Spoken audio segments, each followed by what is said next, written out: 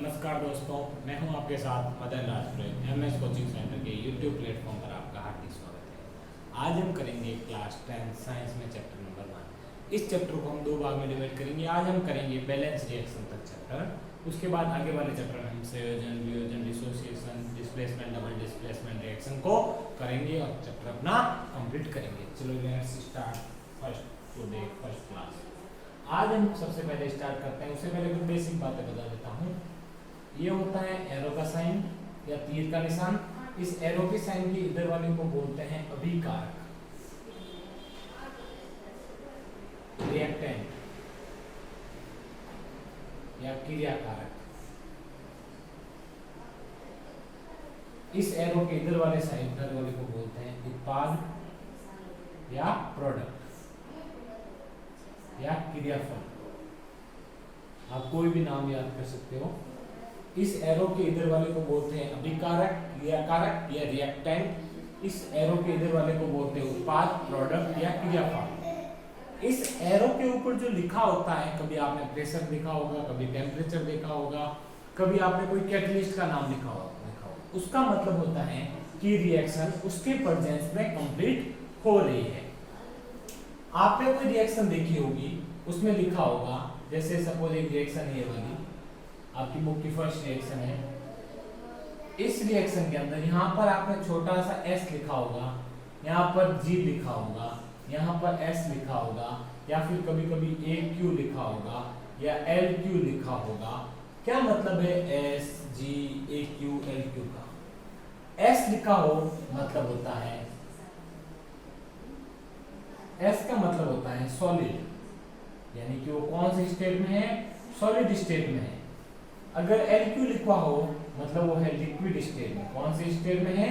Liquid state, मतलब द्रव अवस्था में है। अगर AQ लिखा हो, AQ का मतलब होता है एक्वस सॉल्यूशन में। इसमें है एक्वस सॉल्यूशन में है, मतलब जलीय विलयन में है। इसमें है ये जलीय विलयन में है। यदि AQS LG G लिखा हो तो मतलब है वो गैसीय स्टेट में। कौन सी अवस्था में है? गैस अवस्था में। तो आपने रिएक्शन के नीचे ऐसे छोटे छोटे लिखे होंगे, देखे होंगे। इनका मतलब ये होता है, अगर AQ लिखा हो मतलब एक्वस स्टेट में, मतलब जलीय विलयन में है। LQ लिखा हो मतलब लिक्विड स्टेट में, मतलब द्रव अवस्था में है। अगर S लिखा हो मतलब वो जो सब्सटेंस है वो सॉलिड स्टेट में है, ठोस अवस्था में है। G लिखा है मतलब गैस में है, मतलब गैस स्टेट में है। जैसे Mg जो मेटल है वो कौन से स्टेट में दिख रहा है? S, मतलब ये सॉलिड स्टेट में। ऑक्सीजन गैस, ये गैस स्टेट में होता है, बनता है मैग्नीशियम ऑक्साइड जो कौन से स्टेट में है? सॉलिड स्टेट में। इनका मतलब ये होता है। उसके बाद करें, कोई भी रिएक्शन होती है, रिएक्शन में दो टाइप के चेंज होते हैं। एक होता है फिजिकल चेंज और एक होता है केमिकल चेंज। एक होता है फिजिकल चेंज और एक होता है केमिकल चेंज, यानी कि भौतिक परिवर्तन और रासायनिक परिवर्तन। क्या होता है भौतिक परिवर्तन और क्या होता है रासायनिक परिवर्तन? क्या होता है फिजिकल चेंज और क्या होता है केमिकल चेंज? सपोज कोई रिएक्टेंट है यानी क्रियाकारक है, वो प्रोडक्ट में चेंज हो रहा है। उस प्रोडक्ट को आपने वापस रिएक्टेंट में अगर वैसा का वैसा बन जाता है, मतलब जिसकी वजह से हो रहा है। सपोज आपने कागज को फाड़ा, तो आपने जो कागज को फाड़ा, जो प्रोडक्ट बना वो भी कागज ही है। अब उस कागज को आप चिपका कर वापस रिएक्टेंट बना सकते हो। जिसकी वजह से आपने फाड़ा उसको वापस ऐड कर लो तो वापस रिएक्टेंट बन गया। मतलब उसके जो प्रोडक्ट बना वो कोई नया प्रोडक्ट नहीं बना, वही का वही रहा। तो किस प्रकार का चेंज होगा? Physical change. मतलब फिजिकल चेंज में कोई नया प्रोडक्ट नहीं बनता, वही का वही रहता है। और केमिकल चेंज के अंदर एक नया प्रोडक्ट बन जाता है। जैसे सपोज आपने कागज है उसको जलाया तो कार्बन डाइऑक्साइड बन गया। तो उस कार्बन डाइऑक्साइड CO2 को वापस आप कार्बन या कोयले के अंदर चेंज नहीं कर सकते। तो वो कौन सा चेंज हो गया? Chemical change. तो जिसके अंदर नया प्रोडक्ट बन जाता है, वो होता है केमिकल चेंज, और नया प्रोडक्ट नहीं बनता वो होता है फिजिकल चेंज। उसके बाद आपकी बुक में कुछ रिएक्शन दे रखी है, उस रिएक्शन को पढ़ने से पहले हम कुछ बेसिक करते हैं। जैसे आपने कहा मेटल, जिसको हम कहते हैं धातु। अगर धातु या मेटल की रिएक्शन ऑक्सीजन के साथ करें, हमेशा जब मेटल या धातु की रिएक्शन ऑक्सीजन के साथ करते हैं तो मेटेलिक ऑक्साइड बनता है। क्या बनता है?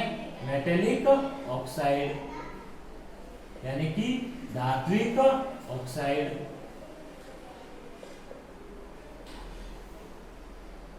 जब भी मेटल की रिएक्शन ऑक्सीजन के साथ करते हैं तो मेटेलिक ऑक्साइड यानी धात्विक ऑक्साइड बनता है। इस मेटेलिक ऑक्साइड या धात्विक ऑक्साइड का आपसे नेचर पूछा जाता है कि किस नेचर का होता है। चलो एग्जांपल करते हैं। करें कोई मेटल ले लिया आपने Mg, इसकी रिएक्शन करी आपने ऑक्सीजन के साथ तो क्या बनेगा? मेटेलिक ऑक्साइड, मतलब मैग्नीशियम ऑक्साइड। ये 2 है, यहाँ पर भी 2 करने हैं।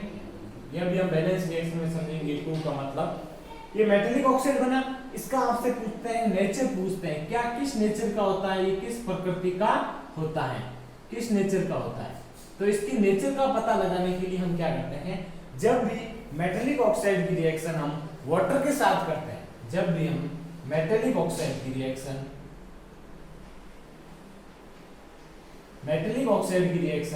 वाटर के साथ करते हैं तो मेटेलिक हाइड्रोक्साइड बनता है। क्या बनता है? Metallic hydroxide. क्या होता है मेटेलिक हाइड्रोक्साइड? रिएक्शन से समझते हैं, बहुत जल्दी आ जाएगा। जैसे कि मैग्नीशियम ऑक्साइड है, इसकी रिएक्शन आपने वाटर के साथ करेगी तो आपको बनेगा मैग्नीशियम हाइड्रोक्साइड। OH का मतलब होता है हाइड्रोक्साइड।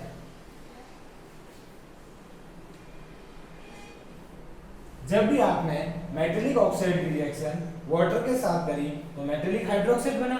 मेटेलिक हाइड्रोक्साइड बना जो किस नेचर का होता है? हाइड्रोक्साइड मतलब जो OH प्रेजेंट है। क्या प्रेजेंट है? OH आयन जो देता है, आपने पढ़ा है बचपन में, जो क्या कहलाता है? बेस कहलाता है। क्या कहलाता है? बेस। तो मेटेलिक ऑक्साइड की रिएक्शन जब हमने वाटर के साथ करी तो मेटेलिक हाइड्रोक्साइड बना। हाइड्रोक्साइड में OH आयन प्रेजेंट है और आपने पढ़ा है कि जो बेस कौन होता है? जो OH आयन दे। तो यहाँ पर OH आयन दे रहा है, मतलब ये किस नेचर का होगा? बेसिक। किस नेचर का होगा? बेसिक। तो हम कह सकते हैं कि मेटेलिक ऑक्साइड किस नेचर के होते हैं? बेसिक नेचर के। किस नेचर के होते हैं? बेसिक मींस सारी प्रकृति के होते हैं। तो जब भी मेटेलिक ऑक्साइड का आपसे नेचर पूछा जाएगा तो आप क्या बताओगे? बेसिक या सारीय। तो मेटेलिक ऑक्साइड का नेचर कैसे पता चला बेसिक है? जब हमने मेटेलिक ऑक्साइड की रिएक्शन यानी कि धात्विक ऑक्साइड की रिएक्शन वाटर के साथ करी। किसके साथ? वाटर के साथ। धात्विक ऑक्साइड की रिएक्शन हमने किसके साथ करी? वाटर के साथ। तो हमें क्या मिला? Metallic hydroxide. क्या मिला? Metallic hydroxide. OH ion present है, जो OH आयन रहता है वो क्या कहलाता है? बेस। मींस धात्विक ऑक्साइड या मेटेलिक ऑक्साइड बेसिक नेचर के होते हैं। यहां तक स्क्रीनशॉट ले लो।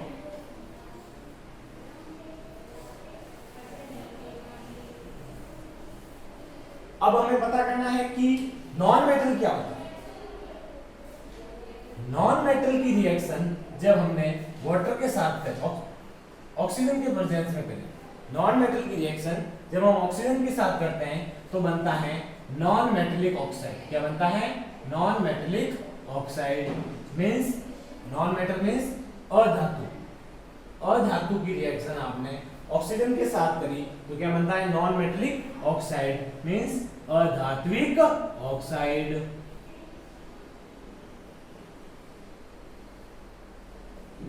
जब हमने नॉन मेटल की रिएक्शन ऑक्सीजन के साथ करी तो नॉन मेटेलिक ऑक्साइड बना। अब इस नॉन मेटल का एग्जांपल ले लेते हैं। जैसे नॉन मेटल है सल्फर, जिसकी रिएक्शन करी ऑक्सीजन के साथ तो बना सल्फर डाइऑक्साइड। क्या बना? Sulphur dioxide. अब आपके दिमाग में यह डाई कैसे आया? जब दो होते हैं ना तो उसको क्या बोलते हैं? डाई। क्या बोलते हैं? डाई।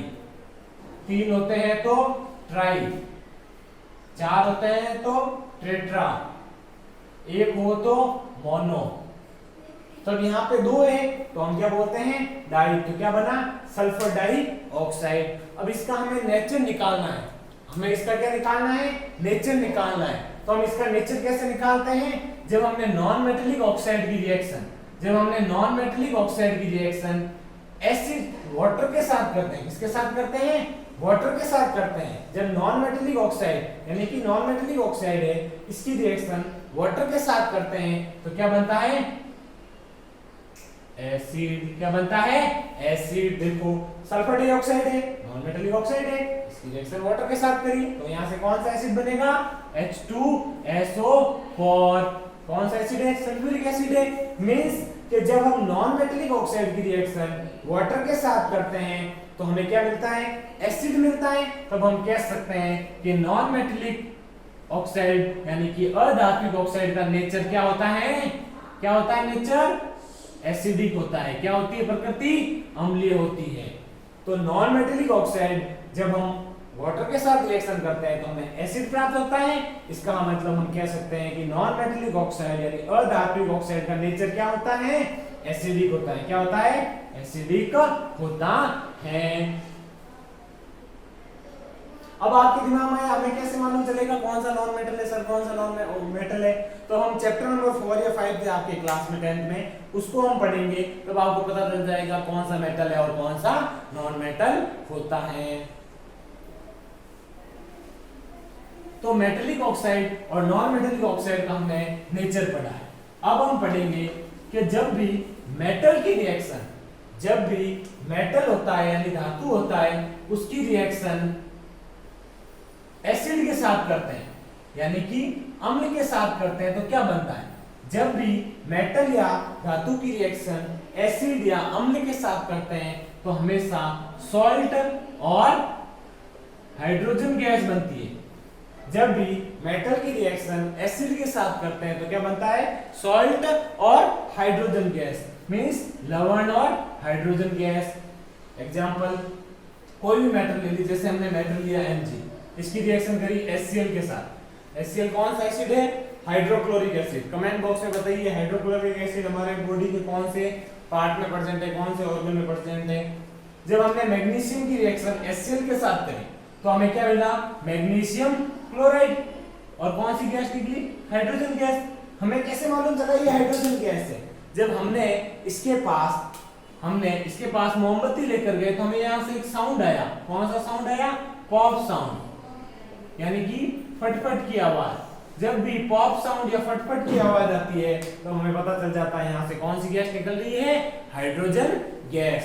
तो जब हमने मेटल की रिएक्शन एसिड के साथ करी तो हमें क्या मिला, सॉल्ट और हाइड्रोजन गैस। तो हाइड्रोजन गैस का मालूम कैसे चलता है, जब हम उसके पास मोमबत्ती लेकर जाते हैं तो हमें कौन सा साउंड आता है, पॉप साउंड। इस तरह रिएक्शन कंप्लीट होती है। तो अब जब भी आप मेटल की रिएक्शन एसिड के साथ करोगे तो क्या बनेगा, सॉल्ट और हाइड्रोजन गैस। और हाइड्रोजन गैस का पता ऐसे चलता है। आप कमेंट बॉक्स में बताइए कि HCl का हमारी बॉडी में कौन से ऑर्गन में प्रेजेंट है।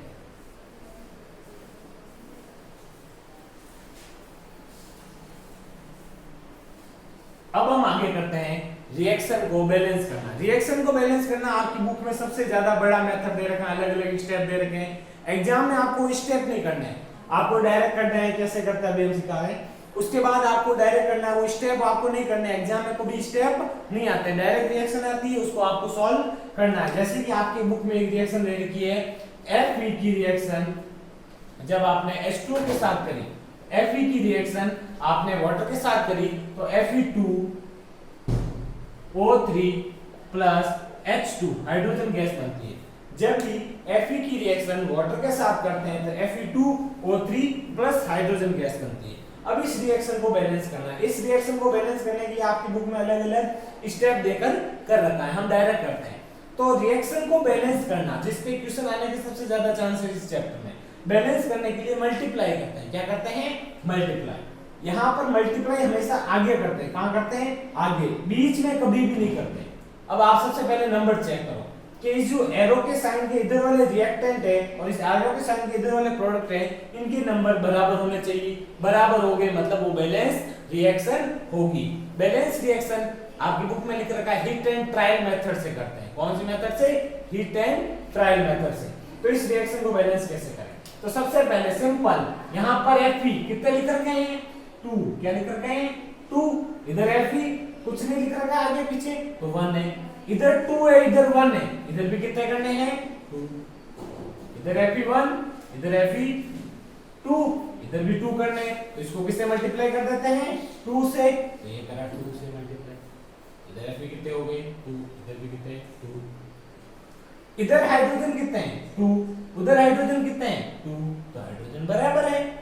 इधर ऑक्सीजन कितने हैं, 1। कितने ऑक्सीजन है, 1। इधर ऑक्सीजन कितने हैं, 3। कितने हैं, 3। अब ऑक्सीजन को इधर भी 3 करना है तो हम इधर किससे मल्टीप्लाई करेंगे, 3 से। ये आगे 3 लिखने से बीच में कभी भी नहीं लिख सकते, आगे लिखेंगे। जैसे ही हमने आगे लिखा, जैसे ही हमने आगे 3 लिखा, ऑक्सीजन के नीचे कुछ नहीं है मतलब 1 है, तो ऑक्सीजन कितने हो गए 3, और इधर कितने ऑक्सीजन 3, तो बराबर हो गए। लेकिन आगे 3 लिखने से हाइड्रोजन हो गए 3 2 जा 6, कितने हो गए 6, और यहाँ हाइड्रोजन कितने हैं 2, कितने हैं 2, यहाँ ऑक्सीजन हो गए 3, यहाँ हाइड्रोजन कितने हैं 2, और यहाँ हाइड्रोजन कितने हैं 6, कितने हो गए अब हाइड्रोजन यहाँ पर 6, कितने हो गए 3 2 जा 6, यहाँ कितने हैं 2, तो यहाँ पर भी 6 करने हैं, तो यहाँ 6 कैसे करेंगे, 2 है इसको 3 से मल्टीप्लाई करते हैं आगे, 3 2 जा 6, तो कितने हो गए इधर भी 6, यहाँ Fe2, इधर भी Fe2, इधर हाइड्रोजन 3 2 जा 6, यहाँ पर भी 3 2 जा 6, यहाँ ऑक्सीजन 3, यहाँ ऑक्सीजन 1 के आगे लिखा हुआ है 3, तो 3 1 जा 3, यहाँ पर भी 3, इस तरह ये रिएक्शन होगी बैलेंस। ये रफ वर्क है, क्या है रफ काम है, इसको आपको फेयर में शो नहीं करना है, आपको डायरेक्ट रिएक्शन ऐसे करना है। रिएक्शन को बैलेंस करना एक बार और बता देता हूं, जब भी बैलेंस करते हैं मल्टीप्लाई करके करते हैं, कैसे करते हैं मल्टीप्लाई करके, वो भी आगे मल्टीप्लाई करते हैं, बीच में कभी भी नहीं लिखते हैं।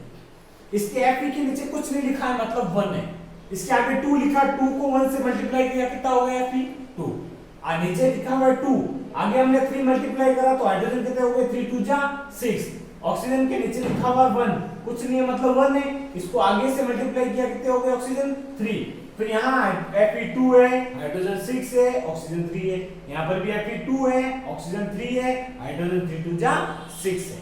इस तरह हमारी रिएक्शन हो गई ये बैलेंस। लेकिन ये वर्क कैसा होता है, रफ वर्क होता है। एक और रिएक्शन लेते हैं आपकी बुक की,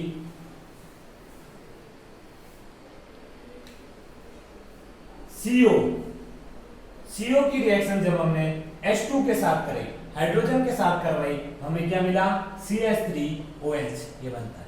CO की रिएक्शन जब हमने H2 के साथ करते हैं तो CH3OH बनता है।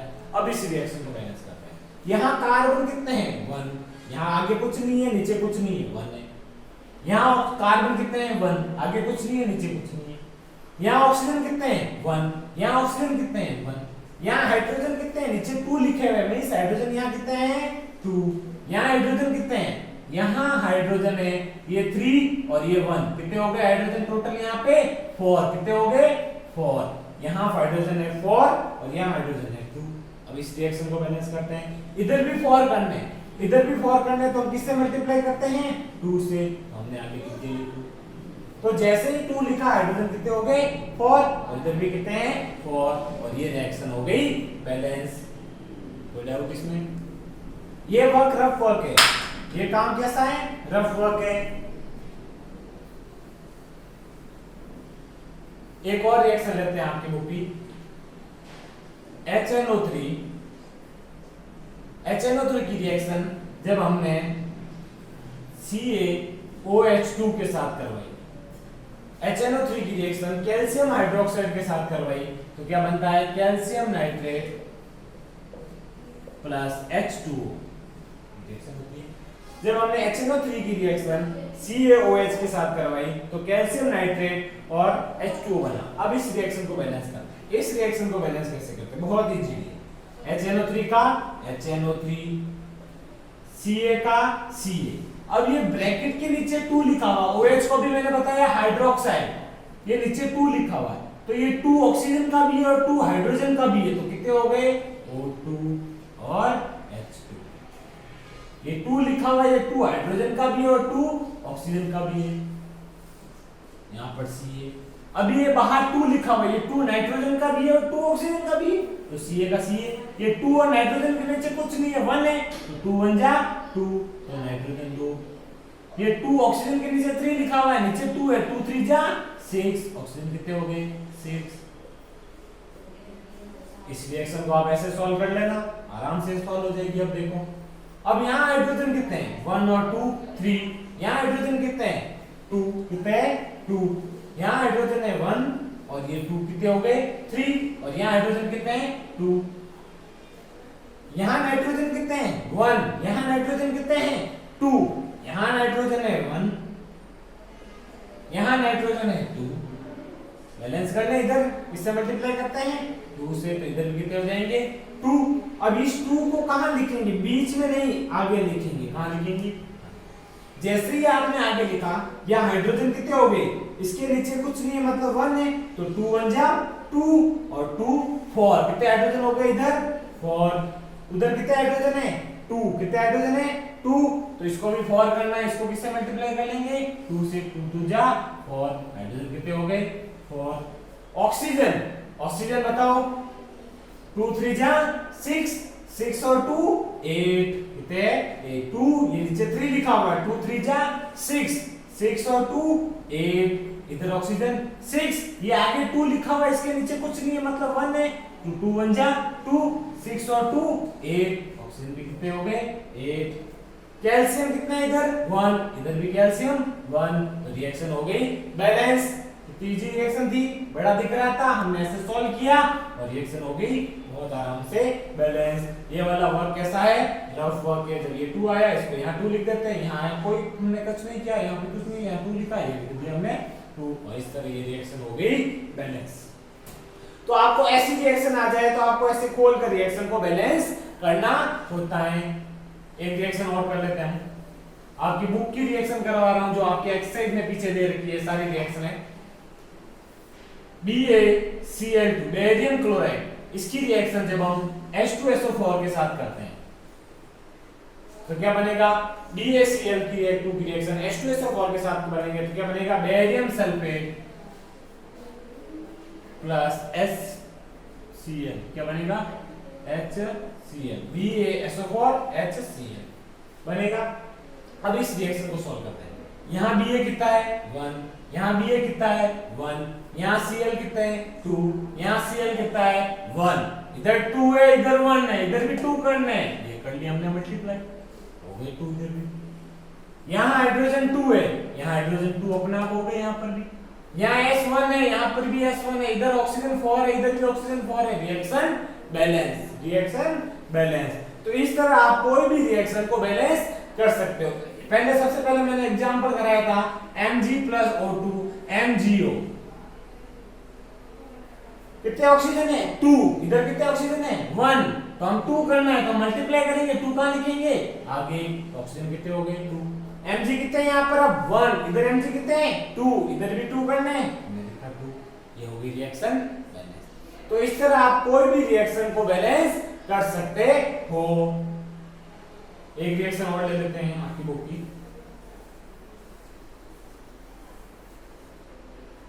जब हमने NaOH, क्या नाम है इसका, सोडियम हाइड्रोक्साइड, इसकी रिएक्शन H2SO4 के साथ कराए, क्या नाम है इसका, सल्फ्यूरिक एसिड, से क्या बना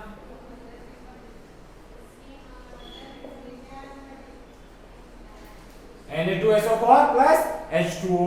कमेंट बॉक्स में बताइए किस टाइप की रिएक्शन है, इस रिएक्शन का नाम कौन सा है।